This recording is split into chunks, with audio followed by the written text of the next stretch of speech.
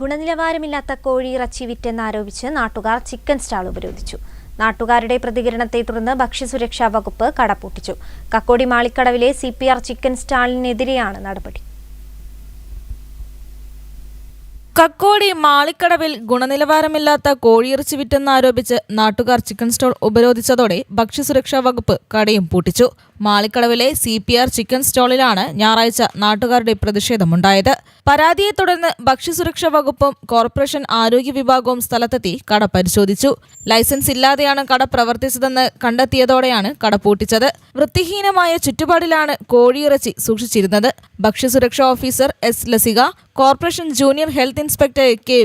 ബിഞ്ചുന, P. K. Dhanya എന്നിവർ പരിശോധനയ്ക്ക് നേതൃത്വം നൽകി.